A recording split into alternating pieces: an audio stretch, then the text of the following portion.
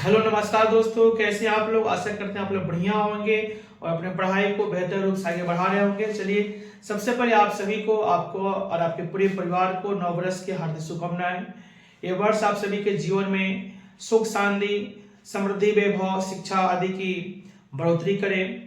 आपके जो भी सपने हो वह सपने आपको इस वर्ष जरूर पूरा हो। तो चलिए, इसी सभी शुभकामनाओं के साथ हम लोग आगे बढ़ते हैं। और जो हम लोग फिलहाल में क्लास 10th के जो मॉडल एबिलिटी क्वेश्चन जो इस वर्ष 2026 में आपको प्रश्न आने वाले हैं, उस तरह के हम लोग विषय को हम लोग शुरुआत किए हुए हैं। फिलहाल हम लोग मैथ सब्जेक्ट की हम लोग बात कर रहे हैं, जिसमें हम लोग पिछले वीडियो में पार्ट 12 तक के वीडियो में हम लोग क्वेश्चन नंबर 72 तक देख चुके हैं। अब हम लोग इस वीडियो में आपको 73 से आगे प्रश्न को देखेंगे। इस वीडियो की सबसे बड़ी खासियत यह है कि इसमें जो भी प्रश्न आपको लिया गया है वह सांख्यिकी और आपको प्रायिकता से लिया गया है, जिससे सवाल आपको ज्यादा आते हैं और अच्छे अच्छे प्रश्न आपको इसमें कंसेप्ट से भरा हुआ आपको प्रश्न आता है। तो चलिए, आप इस वीडियो को बिना आप स्किप किए हुए, बिना इस वीडियो को आगे बढ़ाए हुए आप मैथ में अच्छा स्कोर नहीं कर सकते, सच्चाई यही है। तो चलिए, हम लोग वीडियो को शुरुआत करते हैं और क्वेश्चन नंबर आपको 73 को देखते हैं। आप सभी के लिए आप सभी से मैं बार बार आपको यही कहता हूं और फिर अभी भी कह रहा हूं कि अगर आपको ये वीडियो अगर अच्छा इस टाइप का अगर आपको वीडियो अच्छा लग रहा हो तो आप वीडियो को क्या करेंगे, वीडियो को लाइक करेंगे, चैनल को सब्सक्राइब करेंगे, बेल आइकन का जो आपको जो बटन है उसको आप ऑन करेंगे। नोटिफिकेशन जो कि हम जो भी आपको वीडियो यहाँ पे अपलोड करेंगे यूट्यूब पे, तो आपको वीडियो आपको देखने को मिल जाए। और साथ साथ में आप अपने ग्रुप, आपके पास जितना सारा ग्रुप्स हैं, आपके पास जितना सारा दोस्त है, वहां पे इस वीडियो को आप शेयर करेंगे और एक प्यारा सा भरा आप कमेंट जरूर करेंगे। तो चलिए, क्वेश्चन नंबर हम यहाँ पे 73 देख रहे हैं। 73 क्या कह रहा है? क्वेश्चन नंबर 73 हमसे कह रहा है कि 7 5 4 7 5 4 5 7 6 तथा 7 का बहुलक क्या होगा। आप सांख्यिकी में पढ़े होंगे, केंद्रीय प्रवृत्ति के माप में माध्य, माध्यिका और बहुलक पढ़े होंगे। माध्य निकालने का फॉर्मूला आप पढ़े होंगे कि आपको सभी संख्याओं का कुल योग बटा कुल संख्या, जितना आपको नंबर दिया है सभी को जोड़ दीजिए बटा जितना वो नंबर होगा उतना से भाग कर दीजिए। ये आपका माध्य का नियम कहता है। माध्यिका में आप पढ़े होंगे कि आप क्या करते हैं, जो भी आपको आंकड़ा दिया गया है उसको पहले आप बढ़ती क्रम में सजा लीजिए, उसके बीच में जो आपका नंबर आ रहा होगा वह आपका क्या होगा बताओ, तो माध्यिका होगा। ठीक है ना। बहुलक में आप पढ़े होंगे कि उसको आप बढ़ते क्रम में सजा लीजिए और उसमें देखिए कि कौन सी संख्या सबसे अधिक बार आया है। जो अंक आपको सबसे अधिक बार आया हो वही आपको बहुलक होगा। लेकिन दिमाग में एक और बात सेट कीजिए कि हो सकता है कि मान लीजिए आप यदि कोई आंकड़ा दिया हो, उस आंकड़ा में मान लीजिए 4 आपको 5 गो है और 6 भी आपका 5 गो है, मतलब 4 भी आपका 5 बार आया है और 6 भी 5 बार आया है। ठीक है ना। मान लीजिए ऐसे समझिए कि 4 आया है 5 बार और 6 आया है मान लीजिए कि 4 बार। ठीक है ना। तो इसमें 4 आपको अधिक बार आया है। ठीक है ना, तो 4 आपका आंसर हो गया। लेकिन अगर मान लीजिए कि 4 भी आया है 5 बार और 6 भी आया है 5 बार, तो इसमें बहुलक कौन होगा? इसमें बहुलक 4 और 6 दोनों होगा। यानी यदि कोई आंकड़ा जिसमें दो संख्या की मात्रा क्या हो, समान हो, तो आपको बहुलक क्या होती है, वो दोनों संख्या होती है। ठीक है ना। लेकिन फिलहाल इसमें देखते हैं कि बहुलक मतलब सबसे अधिक बार जो आया होगा उसको हम देखेंगे। अगर दो आपको अंक एक साथ आपको एक मात्रा में आया होगा तो आपको दोनों आंसर होगा। फिलहाल हम देखते हैं इसमें कौन कौन संख्या है। 4 है, 5 है, आपको 6 भी है और 7 भी। तो फटाफट समझ लेते हैं, देख लेते हैं 4 कितना बार है। यहाँ पे 4 कितना बार है देखो तो 4 1 2 बार ही है।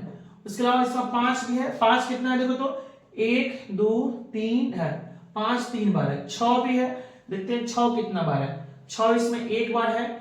इसके अलावा इसमें 7 भी है। 7 देखते हैं कितना बार है, 1 2 आपको 3 और 4। सबसे अधिक बार कौन आया है बताओ तो? सबसे अधिक बार कौन आपको आया है? 7 इसमें आया है, इसलिए इसका आंसर क्या होगा बताओ तो? सिर्फ 7, यानी ऑप्शन नंबर क्या होगा, बी। लेकिन मैं आपको फिर से बता दूं कि यहाँ पर ऑप्शन लिखा है 5 और 7। 5 और 7 की आंसर हो सकता था, जानते हो कब? 5 और 7 की मात्रा है ना, बराबरता क्या होती है आपको, सेम होती, तो 5 और 7 होता। ठीक है ना। 4 और 7 की बराबरता सेम, मतलब बराबरता मतलब वो संख्या कितना बार आया है। 4 5 या 7 तीनों हो जाता है कब, जब तीनों की मात्रा यानी बराबरता क्या होती है, सेम होती है। लेकिन फिलहाल इस प्रश्न में आपको 7 यहाँ पे अधिक बार आया है, इसलिए इस प्रश्न का आंसर क्या हो गया बताओ तो? 7 हो गया। समझ में आ रहा है? बहुलक से आपको क्वेश्चन होगा, इस तरह से आपको प्रश्न बहुलक में आपको देखने को मिलेगा। चलिए अगला हम प्रश्न यहाँ पे देखते हैं। अगला प्रश्न हमसे क्या कह रहा है, लिख रहा है यहाँ पे, वीडियो ठीक ठाक है ना?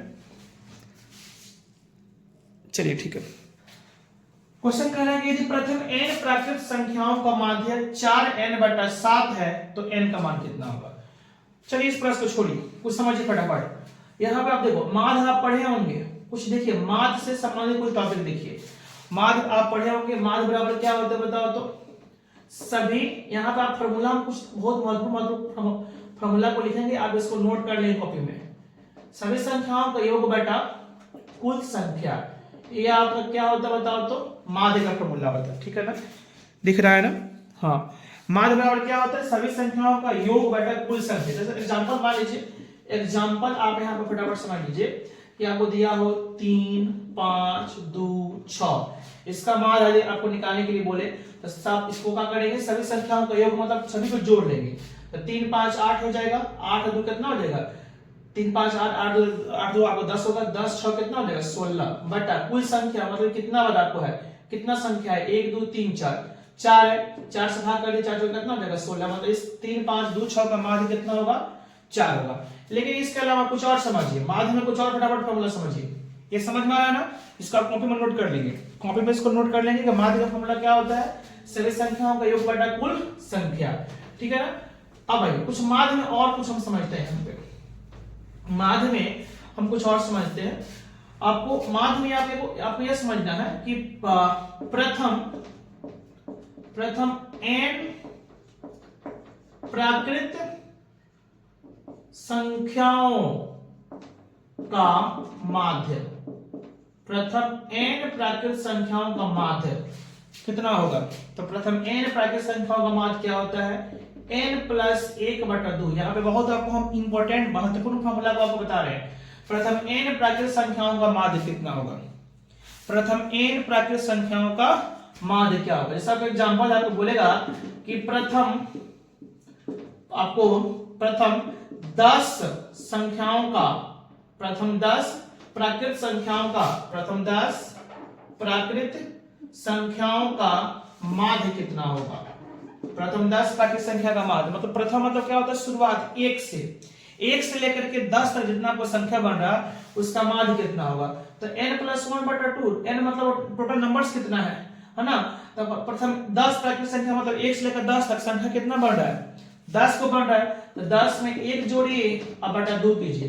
10 1 11, 11/2 कितना होगा बताओ तो? 5.5 होगा। यानी प्रथम 10 प्राकृत संख्याओं का माध्य कितना होगा? 5.5।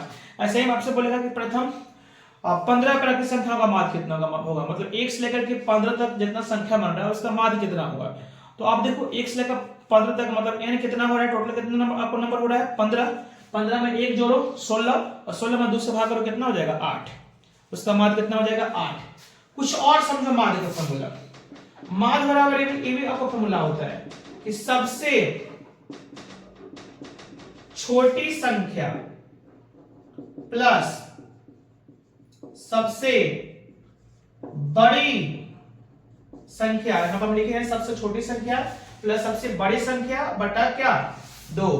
सबसे छोटी संख्या सबसे बड़ी संख्या मतलब दोनों को जोड़ दीजिए और बटा 2 कर दीजिए। यदि कोई आपको संख्या लगातार दिया हो, यदि कोई संख्या आपको क्या दिया हो? लगातार, ठीक है ना? उसमें जो सबसे छोटा होगा मतलब जो शुरू में होगा, जो सबसे अंत में होगा और जो लास्ट में होगा उसको दोनों को जोड़िए और 2 से भाग कर दीजिए। जैसे एग्जांपल 1 2 3 4 5, इसका माध्य कितना होगा? लगातार है ना? 1 2 3 4 5 है ना? चलो शुरू में अंतिम में जोड़ो तो 1 और 5 जोड़ोगे तो कितना हो जाएगा? 6, और 6 में कितना करो? 2 से भाग कर दो, इसका माध्य कितना हो जाएगा? 3 हो जाएगा। या ऐसे समझो कि मान लीजिए आपको यहां से दिया हो 4 से दिया हो 4 5 6 7 8, मान लीजिए यहीं से दिया हो आपको। आप देखो तो क्या करेंगे इसमें, है ना? शुरू में अंतिम में जो दोनों को जोड़ेंगे, शुरू और अंतिम को क्या करेंगे बताओ तो? जोड़ेंगे और 2 से भाग कर देंगे। 4 8 कितना हो जाएगा? 4 और 8 लगातार है, 4 8 कितना हो जाएगा? 12 है। 12 में 2 से भाग कर देंगे, इसका माध्य कितना आएगा? 6 आ जाएगा। ऐसे भी आप चेक कर ना लो, ऐसे भी चेक कर ना लो।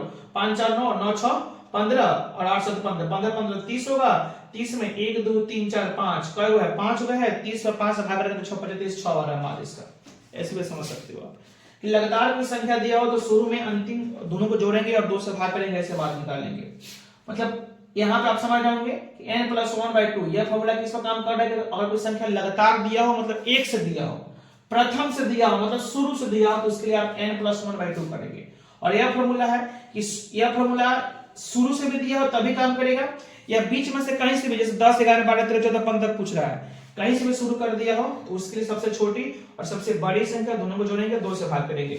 अब कुछ और समझिए, कुछ और समझिए। अभी तो क्वेश्चन नंबर 74 छोड़ दीजिए, हमको लग रहा है वीडियो को लंबा होगा, लेकिन कोई बात नहीं, यहाँ पे समझिए। अगर मान लीजिए यह था प्रथम n प्राकृत संख्या, अब हम बात करते हैं प्रथम n सम प्राकृत संख्या का मान कितना होगा और प्रथम n विषम प्राकृत संख्या का मान कितना होगा। तो फटाफट कॉपी में लिखते चलिएगा, प्रथम n सम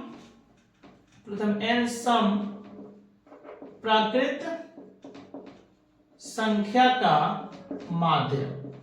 तो प्रथम n सम प्राकृत संख्या का माध्य होता है सिर्फ n+1।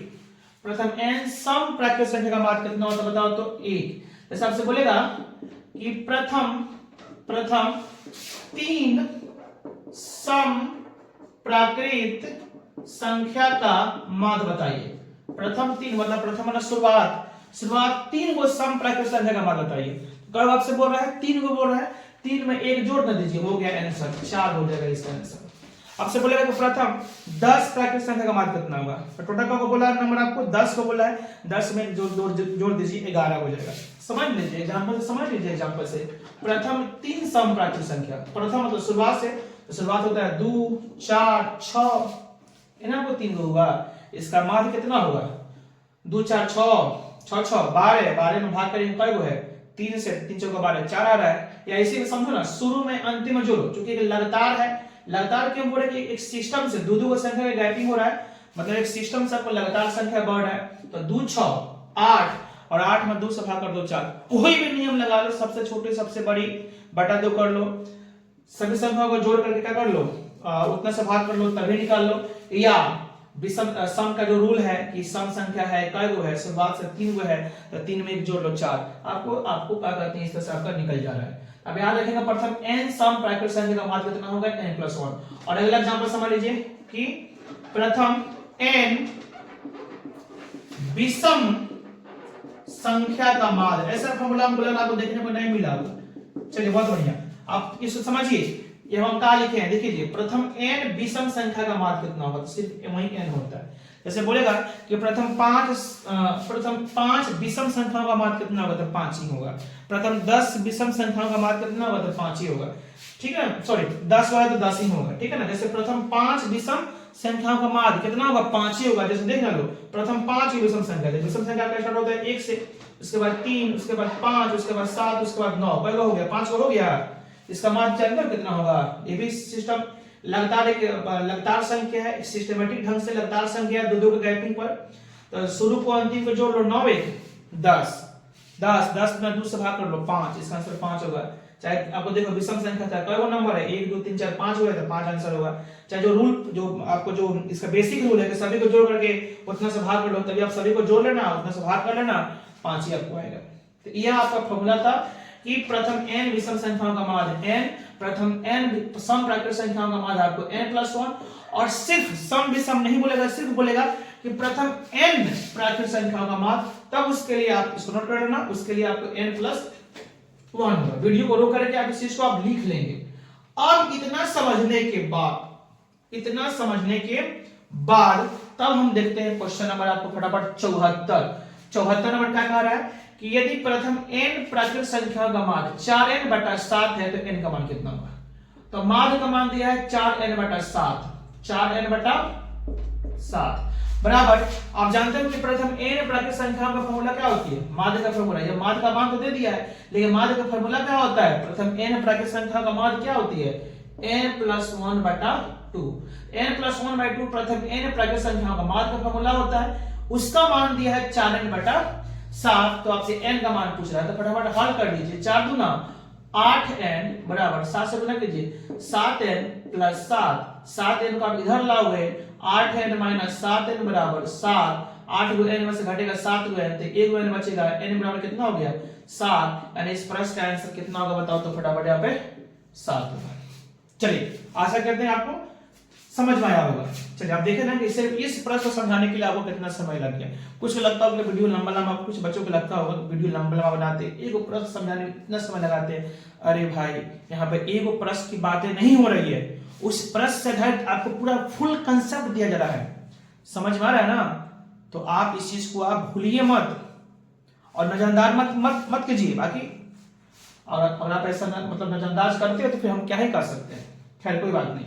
75 नंबर क्वेश्चन क्या कर रहा है कि 7, 11, 5, 10, 6, 9, 8 की माध्यिका कितना होगा। जब भी कोई डाटा अवर्गीकृत ब्रह्मांडता बटन सारणी देगा, ठीक है ना, उसमें माध्यिका मतलब इस तरह से कोई अगर डाटा देगा, आंकड़ा देगा, उसका जो माध्यिका निकालेगा, आपको मीडियन निकालने के लिए बोलेगा, तो बहुलक आपको समझा दिए हैं, जो सबसे अधिक बार आया हो, माध्यिका को समझा दिए हैं। माध्यिका कहते हैं सबसे पहले उसको किसी भी ऑर्डर में, या तो आरोही क्रम में या अवरोही क्रम में, है ना, उसको सजा लीजिए, मतलब बढ़ते या घटते क्रम में सजा लीजिए। तो समान रूप में इसको हम बढ़ते क्रम में सजाएंगे, मतलब सबसे पहले कम, तो सबसे कम देखो तो कौन है, सबसे कम कौन है 5 आ गया। उसके बाद कौन है 6 के बाद क्या है 7 के बाद क्या है 8 है, 8 के बाद क्या है 9 है, 9 के बाद 10 है और 10 के बाद 11 है। ये जो डाटा दिया था उसको हमने क्या कर लिया, बढ़ते क्रम में सजा दिया। अब इसमें देखते हैं कि बीच में कौन आपको आ रहा है। बीच में जो होगा वही आंसर होगा। तो बीच में 1 2 3 4 5 6 7, 7 को नंबर संख्या है 1 2 3 4 5 6 7, 7 जो है ना, तो इसके बीच में क्या आएगा 3 इधर छाड़ दो, 3 इधर छाड़ दो, बीच में कौन आपको आ रहा है बताओ तो 8 आ रहा है। इसका आंसर कितना होगा बताओ तो 8 होगा, ऑप्शन नंबर सी। अब किसी का मान में होगा कि सर बीच में आपको एक यहां पर मिल गया, जैसे सपोज मान लीजिए यहाँ पे कुछ आपको 15 रहता, यहाँ पे 15 रहता, तब क्या होता है 1 2 3 4 5 6 7 8, तब तो 8 को संख्या हो गया। तब बीच में कैसे मानेंगे, तो जब 8 को संख्या आ रहा है ना, तो इसके बीच में 2 को मिलेगा, मतलब सम संख्या। अगर टोटल नंबर सम में आएगा तो बीच में 2 को नंबर लेना है और उस दोनों को जोड़कर 2 से भाग करना है। दिमाग में सेट कीजिए कि जब इसको आप माध्यिका निकालने के लिए बढ़ते क्रम में सजाइएगा तो सम संख्या के रूप में उसका नंबर मिलेगा, मतलब 2 को 4 को 6 को 8 को 10 को 12 को 14 को 16 को ऐसे मिलेगा। तो बीच में एक नंबर नहीं मिलेगा, तो बीच में 2 को मिलेगा। लेकिन अगर विषम संख्या में जैसे अगर 7 को था तो 7 के लिए 3 को इधर 3 को इधर, मतलब बीच में कौन आएगा चौथा नंबर आएगा। लेकिन जब सम के रूप में आएगा तो बीच में 2 को आएगा, 3 को इधर कर दो और 3 को इधर कर दो, 3 को इधर 3 को इधर, बीच में आ रहा है 8 और 9। इस 8 और 9 को जोड़ के 2 से भाग कर दो, 8 9 17 बटा 2 कितना हो जाएगा 8.5। इसका आपको कितना हो जाएगा बताओ तो माध्यिका कितना हो जाएगा 8.5। लेकिन फिलहाल इस प्रश्न में क्या था बताओ तो सिर्फ 11 तक था, तो बीच में 3 को इधर 3 को इधर, बीच में आपको 8 आ रहा था, आपका आंसर हो गया। समझ में आ रहा है ना, समझ में आ रहा है ना कि आपका आंसर क्या होगा माध्यिका का। चलिए बहुत बढ़िया। अब एक क्वेश्चन नंबर 76 देखते हैं।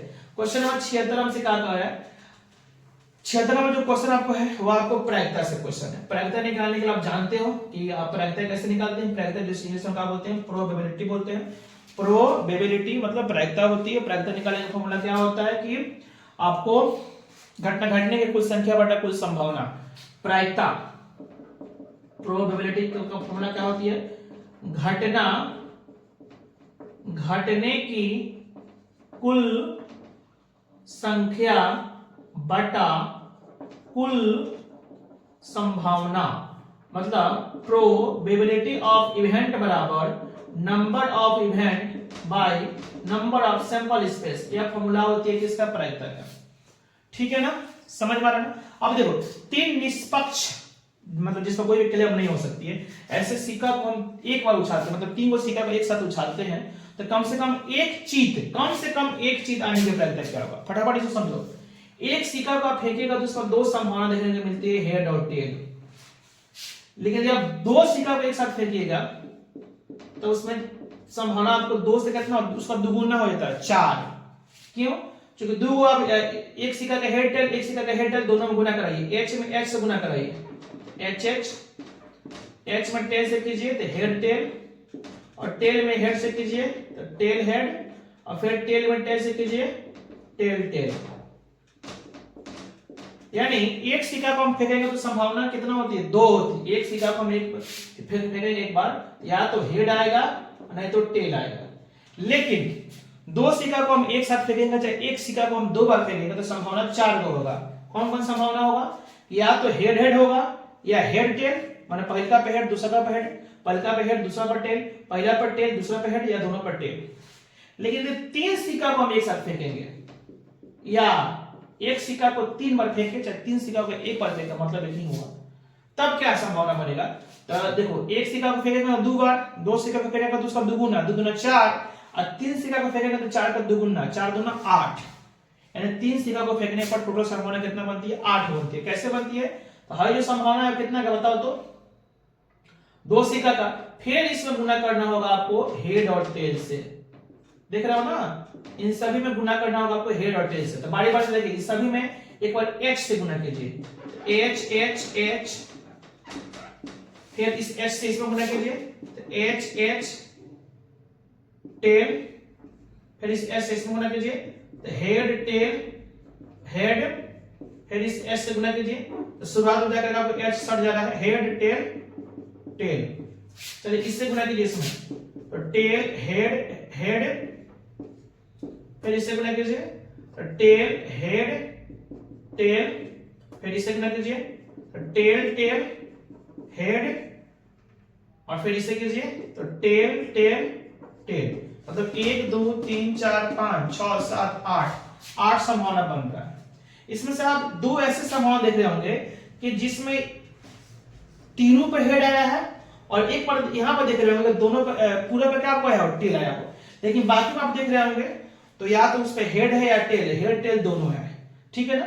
इसमें क्वेश्चन क्या हमसे पूछा है बताओ तो, कि 3 निष्पक्ष सिक्का को एक बार उछाला जाता है, उसमें कम से कम एक चीट आने की प्रयत्न, कम से कम उसमें एक चीट हो, तो कम से कम एक चीट इसमें भी है, कम से कम एक चीट मतलब वही हेड, इस कम से कम एक हेड इसमें भी है, कम से कम एक हेड इसमें भी है, कम से कम एक इसमें भी है, कम से कम एक इसमें भी है, कम से कम एक इसमें भी है, कम से कम एक इसमें भी है, कम से कम एक इसमें भी है, एक इसमें हेड, आप इसमें हेड आपको सफा आपको नहीं है। यानी इसको छोड़ करके बाकी सातों पर क्या है? हेड है, कम से कम एक हेड है, इस पर हेड आपको नहीं है। तो प्रायिकता क्या कहता है कि जिसकी हम प्रायिकता निकाल रहे हैं उसकी कुल संख्या, हम प्रायिकता किसका निकाल रहे हैं? तो चीत आने का, कम से कम एक चीत, कम से कम एक चीत कितना बार है? 7 बार है। अब बाटा टोटल संभावना है, तो 3 को सिक्का को फेंकने पर टोटल संभावना एनएस कितना बनता है? 8 को बनता है। तो इसका आंसर हो जाएगा 7 बटा आपको हो जाएगा 8 हो जाएगा। वीडियो को रोक करके एक बार फिर आगे से समझ लीजिएगा।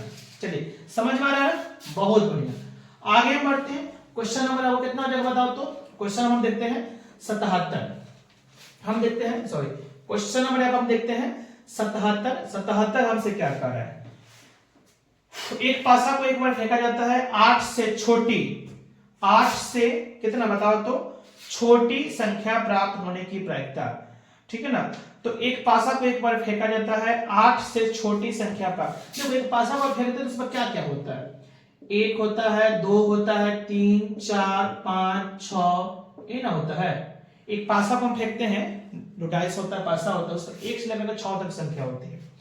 तो जिसकी प्रायिकता निकालते हैं उसकी कुल संख्या। और माने कि बोलता कि इसमें तो बहुत क्वेश्चन बनता है, पासा पर बहुत क्वेश्चन बनता है।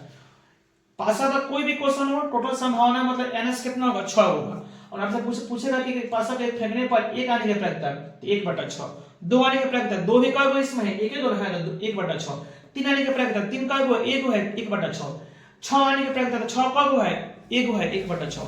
बोलता है कि पासा को फेंकने पर सम संख्या आने की प्रायिकता, तो सम कहां का है? 2 4 6, कब है? 3/6 मतलब 1/2। बोलता है कि पासा को फेंकने पर विषम संख्या आने की प्रायिकता, 1 3 5, कब है? 3 है, 3/6 1/2। बोलता है कि पासा को फेंकने पर आपको क्या बोलते हैं? अभाज्य संख्या आने की प्रायिकता। अभाज्य संख्या कौन कौन है? 2 3 5, 3/6। पासा को फेंकने पर भाज्य संख्या आने की प्रायिकता, तो भाज्य संख्या इसमें कौन कौन है? 4 और 6, मतलब 2/6, 2/6। जो वो संख्या होगा उतना बटा टोटल एनएस मतलब 6 कर देना, ठीक है ना। और क्या बोलता? आपसे बोलता कि 5 से बड़ी संख्या, तो 5 से बड़ी संख्या 1 है, 1/6। बोलता 4 से बड़ी संख्या, तो 4 से बड़ा क्या होगा 2, 2/6। बोलता कि 2 से बड़ी संख्या, तो 2, 3, 5, 6, 2 से बड़ी संख्या 3, 4, 5, 6, 4/6। ठीक है ना, इस तरह से बोलता। इसमें क्या आपसे बोल रहा बताओ तो कि पासा को एक बार फेंकने पर 8 से छोटी, तो भाई 8 से छोटा कौन होता है? 7 होता है, 6, 5, 4, 3, 2, 1। लेकिन 7 तो इसमें नहीं है, 7 तो इसमें नहीं है, तुम 7 लेकर नहीं चलेंगे।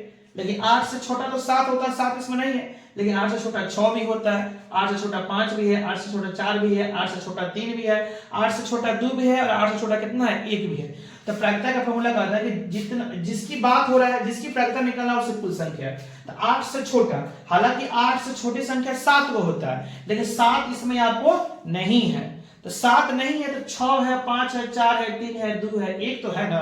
तो टोटल काय वो है? 6 बटा टोटल संभावना, तो टोटल संभावना भी कितना है? 6। 6/6 कट करके कितना हो जाएगा? 1। यानी 8 से छोटी संख्या प्राप्त होने की प्रायिकता, 8 से छोटी संख्या प्राप्त होने की प्रायिकता आपको कितना हो जाएगा? 1। अगर कहता ना कि 7 से छोटी संख्या, तो 7 से छोटी संख्या का प्रायिकता भी कितना होता है?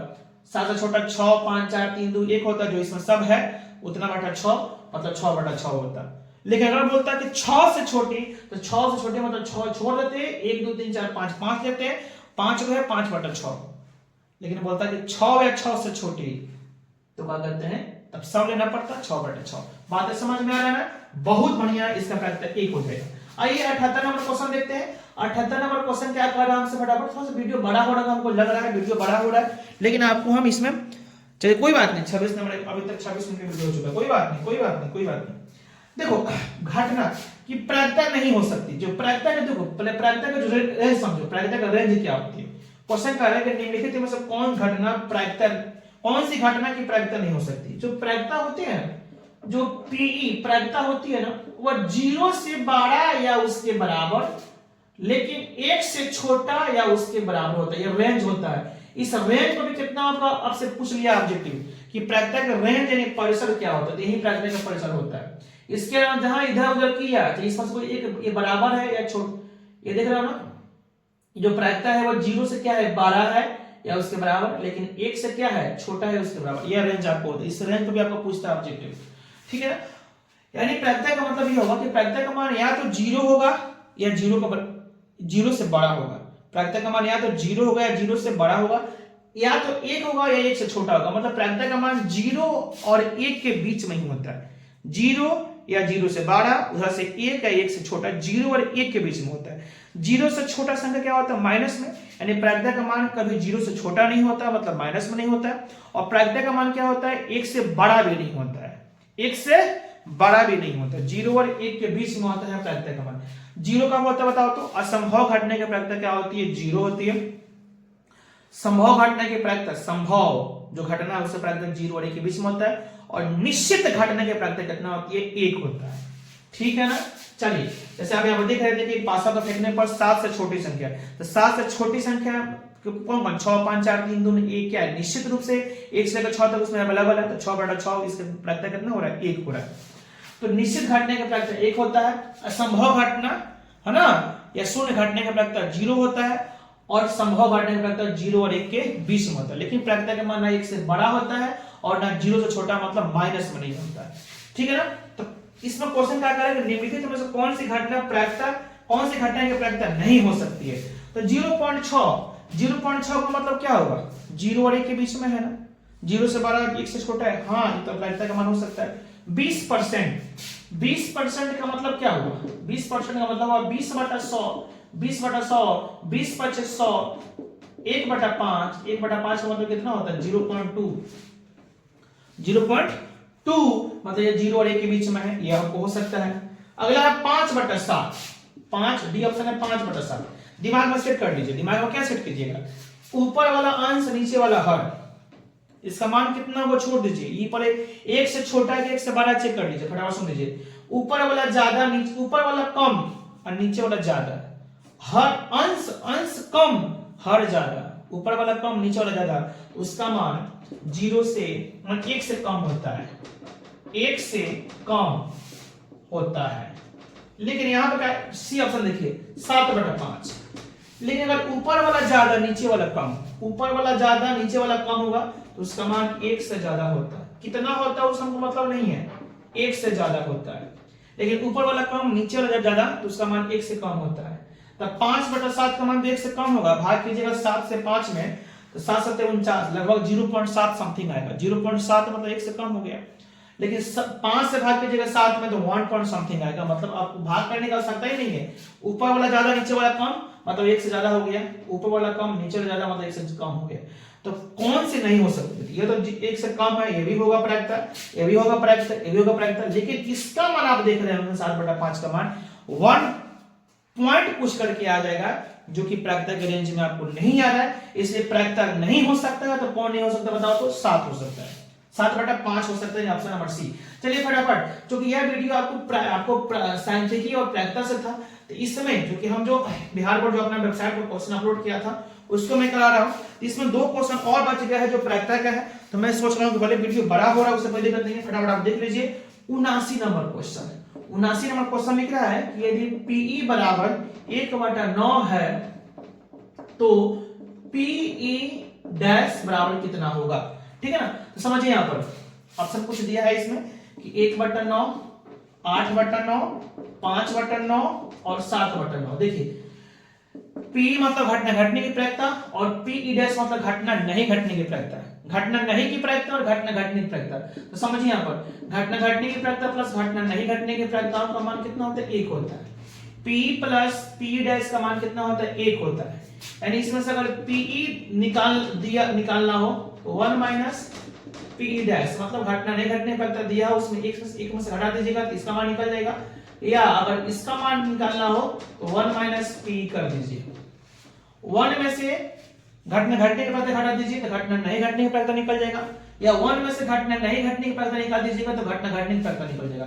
मतलब हम क्या ही कहें, ज्यादा बोल दिए हम, 1/9 दिया है ना, घटना घटने की प्रायिकता 1/9 दिया है और घटना नहीं घटने की प्रायिकता आपसे पूछा जाता है, फटाफट आप 1 में से जो दिया है उसको घटा दीजिए, 1 में से जो दिया है उसे हटाइए, तो इसको हल कीजिएगा तो 9 कम 9 माइनस 1 कितना हो जाएगा 8/9।